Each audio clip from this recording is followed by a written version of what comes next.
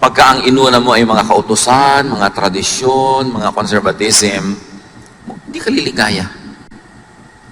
Galatians 3:10-11. Ang lahat ng nagtitiwala sa pagsunod sa kautusan ay nasa ilalim ng isang sumpa. So, sunod ka ng sunod sa kautusan dahil doon ka naghahanap ng ligaya, doon ka naghahanap ng kaligtasan. Sabi ko noon, daig mo pa ang isinumpa, daig mo pa ang nakulam, daig mo pa ang nagkaroon ng parusang buhat-buhat mo. Sapagkat nasusulat, sumpain ang hindi sumusunod sa lahat ng nakasulat sa aklat ng kautusan. So pagka ikaw ay nagpailalim sa kautusan, dapat sundin mo lahat. Kasi pag meron kang hindi nasunod, sinusumpa ka. Pero may choice ka na hindi magpailalim sa kautusan, kundi magpailalim sa pag-ibig ng Ama na ipinakilala sa pamamagitan ni Jesus. So pumipili ka, law or grace? Grace or works? Righteousness that is achieved by your own deed or righteousness that is received free from God through Jesus? Pag pinili mo ang kautusan, para kay sinumpa.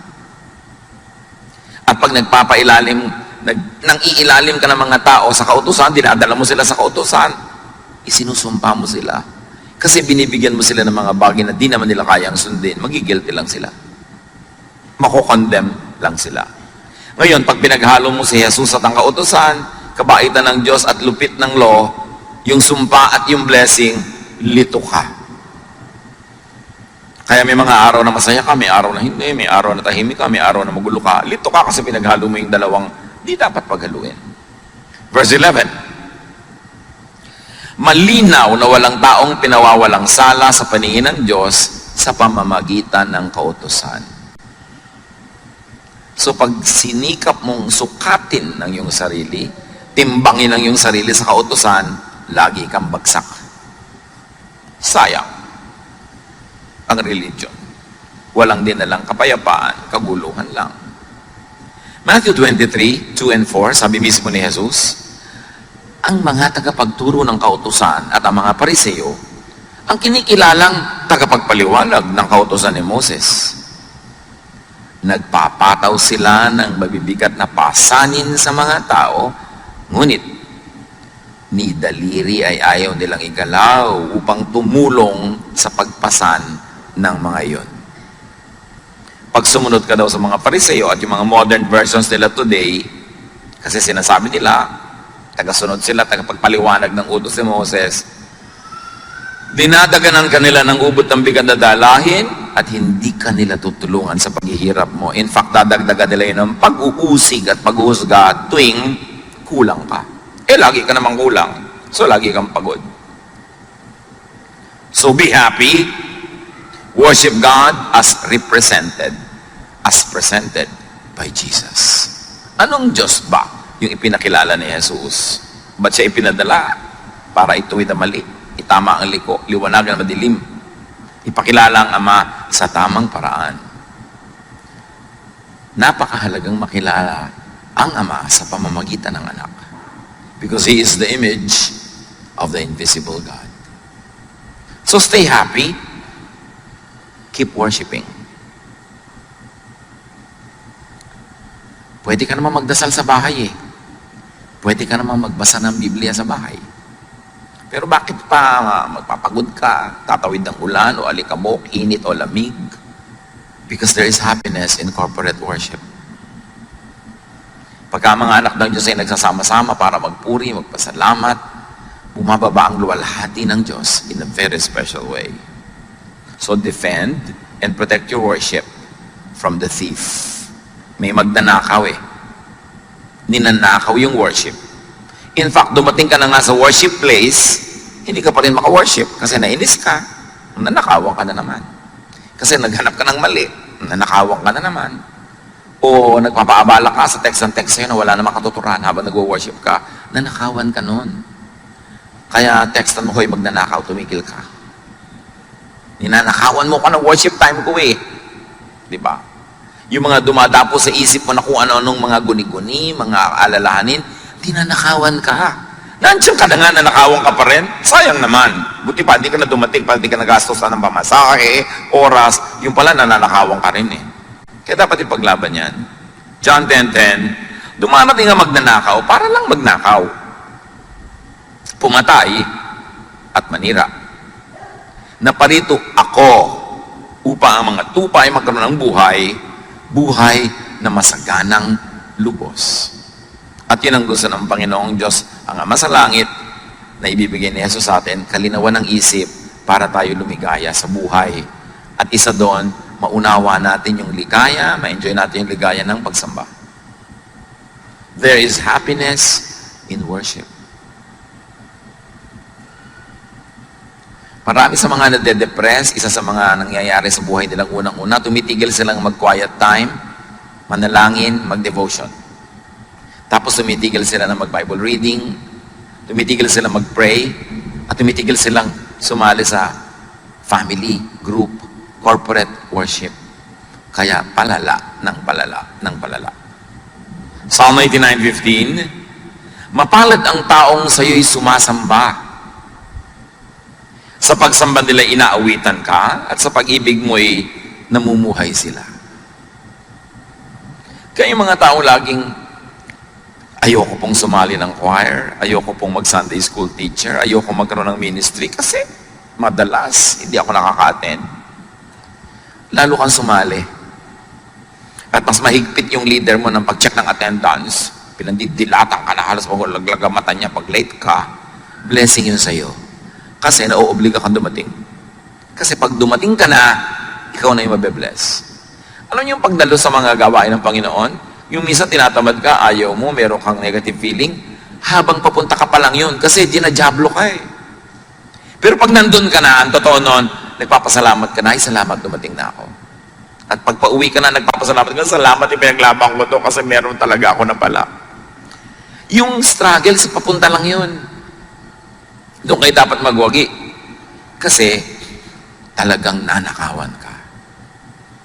Psalm 63:1, in my heart, I long for you, as I would long for a stream in a scorching desert.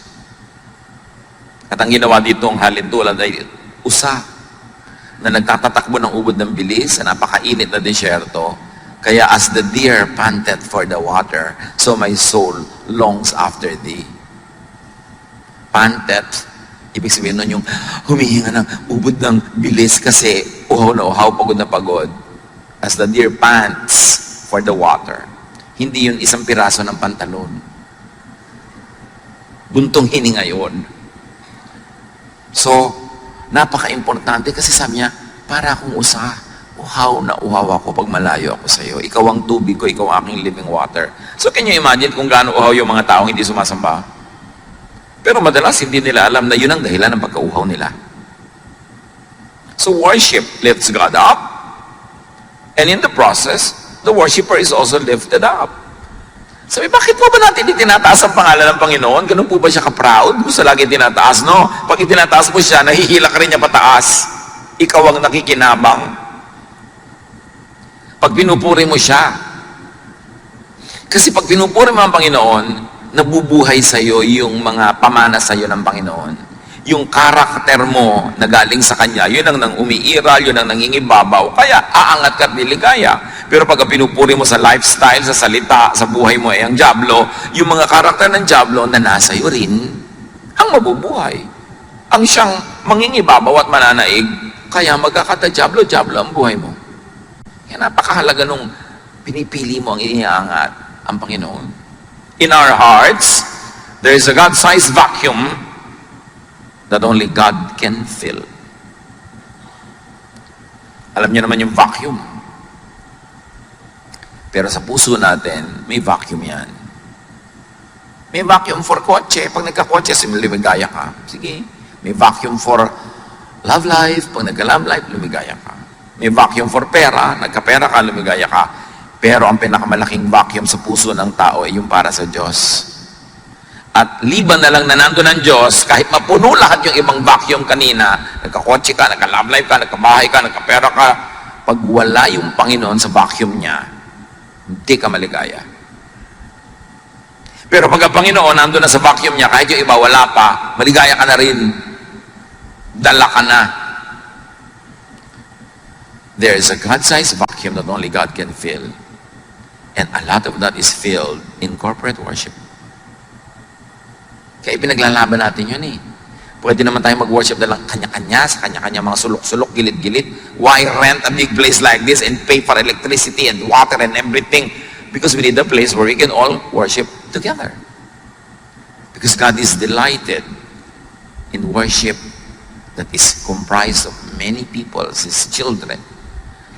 At sa worship na yun, hindi lang yung nagkakakanta ka, nagdadasal, nagkakakilala kayo, nagkakatulungan, nagmamahalan kayo. Yun pa ang dapat ma-achieve. Kaya merong corporate worship. Psalm 42 verse 2, my soul thirsts for God, for the living God. Kaya marami mga tao, depressed po ako, malungkot po ako. Ano, Diyos lang yan, ako lang. Kailangan lagay mo siya at yung lahat iba susunod na. Although marami pang iba pwedeng gawin para yung mga depression na yan ay matanggal, pero inuuna mo yung relasyon mo sa Diyos. Kaya tayo tinuturuan. Ba't ba tayo tinuturuan laging be thankful? May ibig mo sabihin, ang gulgulo na ng buhay ko, be thankful? Yes. Kasi pag inisip mo yung dapat mo ipagpasalamat at nagpasalamat ka, ang nabubuluhay sa iyo yung espiritu ng pagpapasalamat, hindi yung pagreklamo. At pag nabubuhay yung espiritu ng pagsasalamat, nagiging magnet yon para lahat ng magagandang bagay magdatingan sa buhay mo. Kaya ka tinuturuan to be thankful. Hindi ka para utuin. O hindi ka para mag-in denial na hindi naman ka masaya, pupuri ka. Hindi ka nga masaya, kaya magpuri ka at sasaya ka. Dalawa lang yan mga kapatid. Ang saya-saya mo, kaya ka nagpupuri sa Diyos. O ang lungkot-lungkot mo, kaya magpuri ka para ka sumaya. Pareho ang effect. So if you have enough reason to thank God, thank God. But if you have no reason, you think to thank God, all the more that you should thank God para bukas ang isip mo na oo nga pala, maraming dapat ipagpasalamat. That's why you should count your blessings. Yung sumasamba, bakit ganun? Pagka hindi sumamba, parang kulang ang buhay. Kasi nakita na nila ang luwalhati ng Panginoon pag sumasamba sila. Psalm 63:2, I have seen your power and your glory in the place of worship. Or translated another way, also very correctly, grammatically, is when I worship. I see your power and your glory when I worship. And it is I, not we. Kasi personal. Pag sumasamba ka sa Panginoon, ikaw ang nakakadama. Nakikita mo, hindi ng mata, yung kaluwalhatian ng Diyos. Nakikita ng spiritual eyes mo yun. That's why you are filled up. You are uplifted. That's why worship, although it might be demeaning, but we don't want to demean it, but worship is therapy. Kailangan ng tao sumasamba.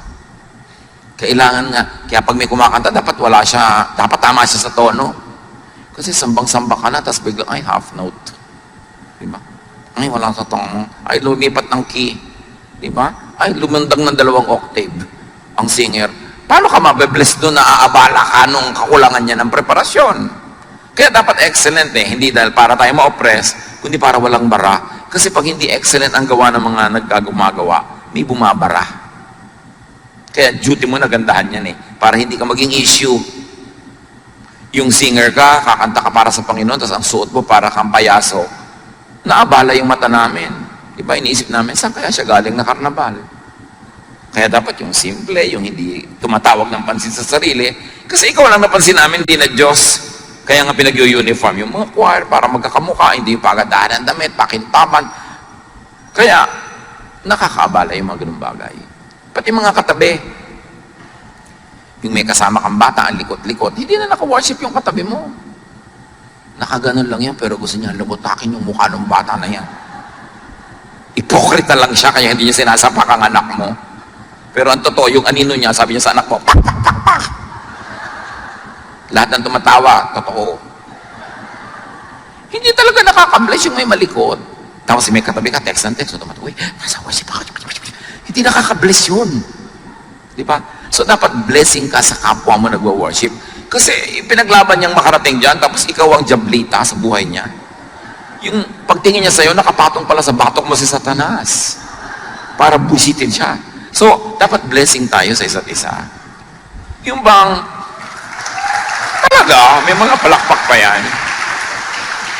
Yung bang, pwede ka namang umusod-usod para yung dumadating, makaupo na agad, hindi yung 5 tao na yung natapakan niya bago siya makarating sa silya doon sa loob.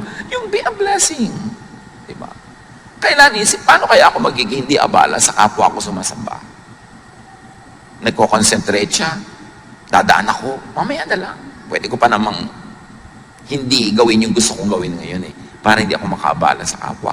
Because when we are at worship, God is in His holy temple. And that temple is not a building. The temple is our heart. At dapat hindi yun nagugulo.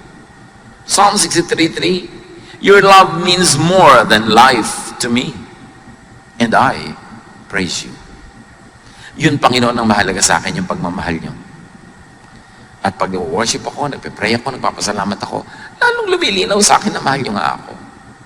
At habang lumilinaw yun, nagiging positive ang pananaw ko sa buhay, lalo namang dumadating sa akin ng mga positive things. So value God's love as life, as more than life. And you celebrate God's love at worship. And remember, ang topic natin is how to be happy. And we focus on one very powerful way to be happy. Be worshipful. Stay happy. Psalm 63:4-5. As long as I live, I will pray to you. I will sing joyful praises and be filled with excitement like a guest at a banquet. Masaya. So dapat iniiwan sa labas ang lahat ng mga cares, mga worries. Pupunta ka pa lang sa worship, itapon mo na yung mga nagpapaalala sa'yo, gumugulo sa'yo, para nakalagay ka sa tamang lugar. Put yourself in a path of blessing. At hindi lang, sasama-sama tayo, may individual and personal worship pa. Psalm 63:6, I think about you before I go to sleep. And my thoughts turn to you during the night. Sabi mo, siguro, wala pang Netflix nun. Kaya niya nagagawa yan. Kaya may Netflix, kaya wala. Kaya may YouTube, kaya wala. Dapat i-reserve niyo sa Panginoon ang last 30 minutes of your waking hours. Kung matutulog ka ng 9:30, dapat 9 o'clock, wala nang ibang bagay, sa Panginoon ka na nakikipag-usap, nakikipagniig. Huwag mong punuin ang lahat ng oras mo ng lahat ng pagod, panood, isip, text, computer, kasi walang natitira sa Diyos. Sabi niya, I think about you before I go to sleep. Can you imagine that? Kung ganong lalim at sarap ng tulog ang mangyayaring bunga niyan, my thoughts turn to you during the night.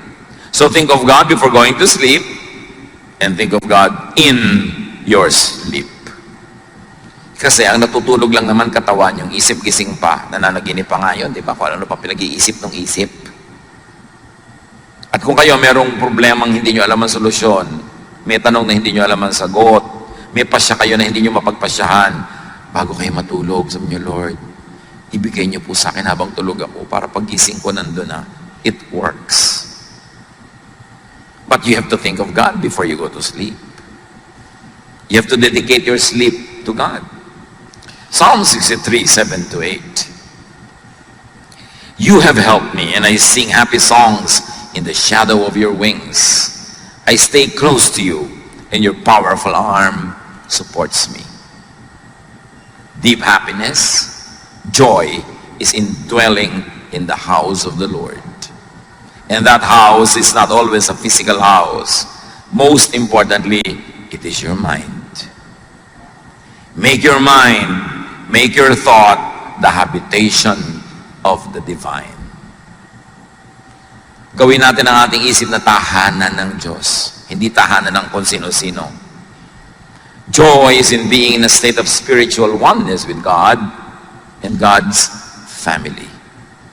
Kaya nagtuturo ng forgiveness. Kaya nagtuturo ng helping one another para may love. At pag may love, may iba pang napuproduce na happiness para sa bawat isang participant in the production of that love. Pag may minamahal ka, may pinapatawad ka, may nare-release na blessing sa kanya at sa iyo at sa lahat ng nakapaligid sa inyo. And that blessing is more than the sum total of everything you do. Nagpatawad ka ng isa, nagpatawad siya ng isa, ang blessing nyo, 10. Namumultiply. Tuwing nagpapatawad ka, merong bangko sa langit na biglang bumubukas at nakaka-withdraw ka ng happiness. Kaya ka tinuturo magpatawad. Hindi para ka ipaapi. Lugi naman po ako pag nagpatawad ako. O sige, huwag kang magpatawad. Tingnan natin kung hindi mas marami kang lugi.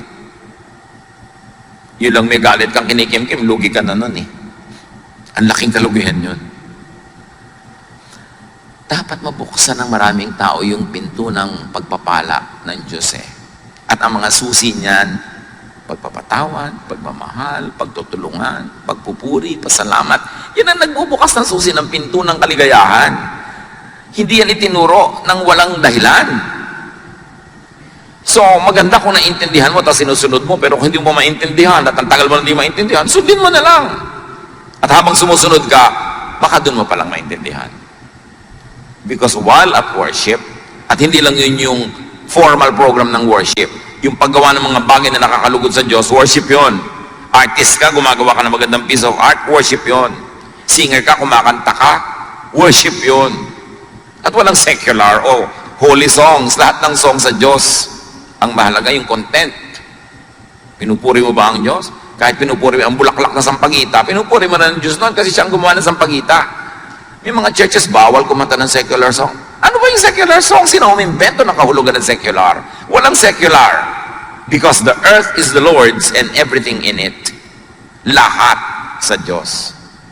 Ang mahalaga, paano mo ginagamit yun? Nakakaluwalhati ba sa Diyos? O hindi? Pwede po ba kami kumanta sa worship ng sampagita flower? Pwede, basta ipaliwanag mong sa pagpuri mo sa sampagita, ang pinupuri mo ay nag-create ng sampagita. Aamoy-amoy ka pa din, papasalamat ka sa Panginoon sa scent ng sampagita. Kaya lang, baka naman mamaya yung kanta mo na tungkol sa talong, okra, bahay kubo na yun. So, why not? Pero wag naman laging puro ganun, dahil hindi naman malinaw lagi yung mensahe nun eh. Pero why not? For variety. Basta God glorifying. Napakahalaga na makita mo na you can worship God through anything and everything you do. O ikaw ay nanay, wala kayong kabudget-budget, ang ulam nyo lang kamatis at saka tuyo. Basta mo na lang ibinato kaldo sa kapraso mong plastic na plato yung kamatis at tuyo. Pwede mo nang arrange na maganda, hiniwa-hiwa mo yung kamatis, korting smiley pa. Worship yun. You're worshiping God by glorifying Him na kahit kamatis at tuyo yun, ang ganda ng presentation because God is God of beauty. And then liligaya ka pag ganun.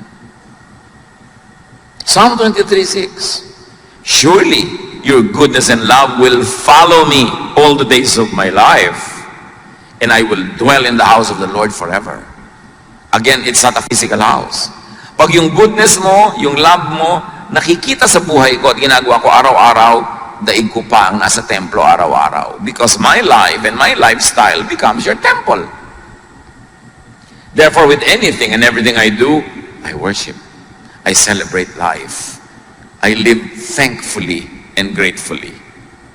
Psalm 84, 1-4, how lovely is your dwelling place, Lord Almighty. My soul yearns, even faints for the courts of the Lord. My heart and my flesh cry out for the living God. And up to a point, pwede natin yung i-apply sa places. Gusto ko pong mapunta sa bulwagan ng Panginoon. Nakaka-worship ako, may fellowship pa, masaya, nakakagaan.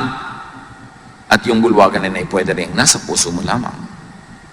Even the sparrow has found a home, and the swallow a nest for herself, where she may have her young, a place near your altar. Lord Almighty, my King, and my God. So kahit yung mga ibon-ibon, natutuwa na pumunta sa mga templo, di ba, yung mga places of worship, lalo matataas, tinitira ng mga ibon. So it's a kind of metaphor na kahit mga ibang mga nilalang ng Diyos, gustong lagi nilang nasa malapit sa templo. Again, the temple should go beyond the physical meaning, but go to the spiritual meaning. That I like to be near you, to behold your beauty, to sing of you, about you, and to you. Blessed are those who dwell in your house. They are ever praising you. So happiness Actually, it's really emotion. And emotion is nothing but brain and blood chemistry. So pwede natin na ayusin ang ating blood and brain chemistry para mag-create ng emotion that is happy. Yan ang ginagawa ng mga maraming therapists. Yung pinapaamoy ka na mabango, pinapakita ka na magandang view, pinapaninig ka ng mga tunog-tunog ng ulan. Because when your brain is induced to be happy, the brain commands the blood to change its chemistry and you become happy. Because happiness, like all emotions, is chemistry. Kaya may mga negative chemistry na nakaka-deceive, yung mga, yung higop ng higop at amoy ng rugby, hindi nagugutom. Kasi niloloko sila ng utak nila, nabusog sila. Kaya yung mga nagtitake ng mga ibang drugs, kahit 3 araw na gising-gising, kasi niloloko sila ng drug na hindi sila inaantok. May negative effect, pero may positive effect ang ganyan mga bagay. So be and stay happy. Think thoughts that make you happy. When you think happy, your brain is happy, your brain commands your blood and your whole body to be happy. But when you think sadness, when you think horror, when you think fear, your brain commands every part of your body to produce fear, anxiety, worry. So it's all a thought. Masaya kayo, masaya, kumakain, aligaligaya, bigla niyong nakaalala yung asawa niyong malayo na biglang baka siya nangangalo niya. Di ba, bigla mag-iinit ang mga paligid ng tenga mo, maiiba ang tibok lang yung puso, magagalit ka na, wawala ka ng gana, mahirap lumulon, dahil lang yan sa naisip mo. Actually, wala ka pa nakita. Kasi ang iniisip mo, nagiging ganun ka. Can you imagine kung paano tinotorture ng mga taong selosa ang sarili nila? Ng mga taong mainggitin, mga taong magagalitin, mga taong mapaghanap ng mali, tinotorture nyo ang inyong sarili.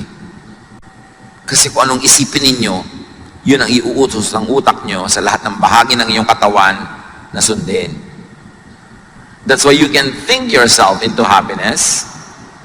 You can think yourself into sadness. That's why it's very, very important to be in command of your mind, of your brain.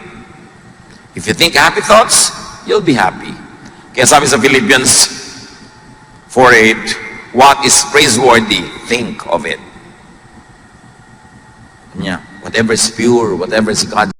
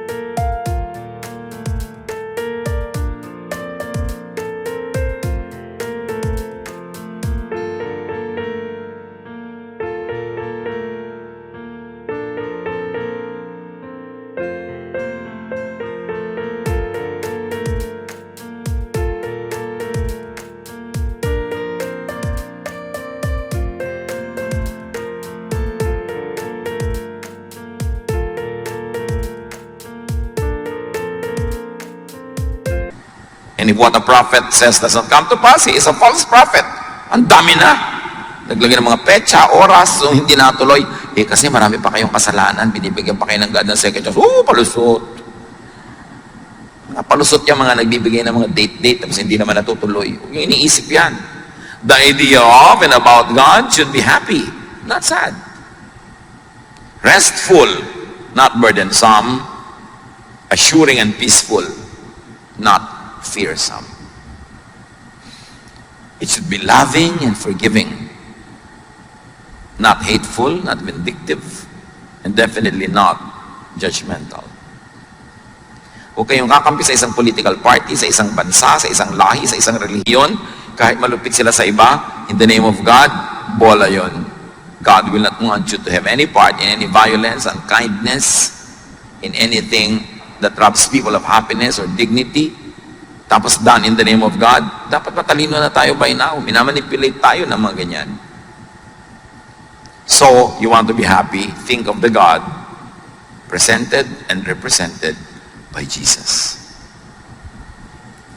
And then, do activities that make you happy. May mga iniisip, may mga ginagawa, physical. Kasi happy feelings create happy activities. Di ba pag happy ka, yung feeling mo, gumagawa ka ng happy activity. Ba, ang saya mo, magluluto ka ng special para sa pamilya mo.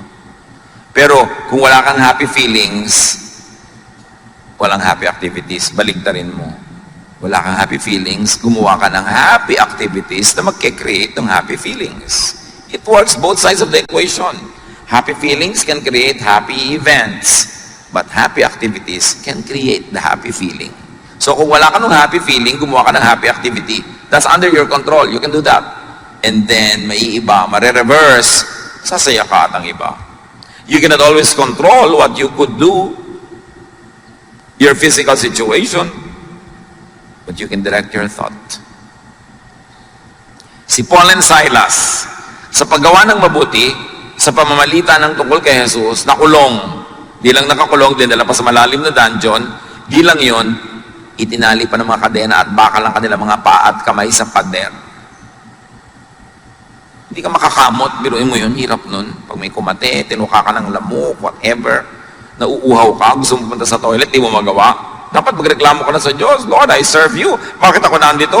But Paul and Silas sang hymns. Because you can choose. Whatever it is that you are going through, you can choose to complain or to be thankful, to be negative or to be positive.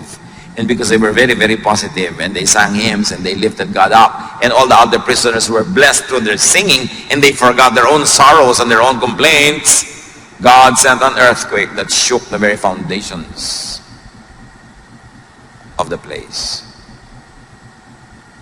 Dahil sa pagpuri, induce desired thoughts and emotions in your brain.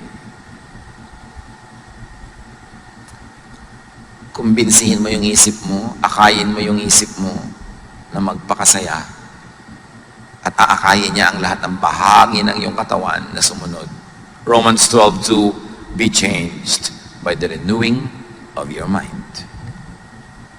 And if I may extend that, change your situation outside of you by changing the thoughts inside your mind. Because it is the thought that is the habitation of God. And it is through thought that the power of God can be made real in our lives. Yan ang dapat natin i-develop, yung mas transcendental, yung mas invisible aspects of the faith, which is really mental discipline. Create happiness in your heart and your mind. At pwede ka nun, either masaya ka, so kumakanta ka, or malungkot ka, kumanta ka para ka sumaya. Pero huwag naman ang kakantahin mo yung tuwing lulubog ang araw.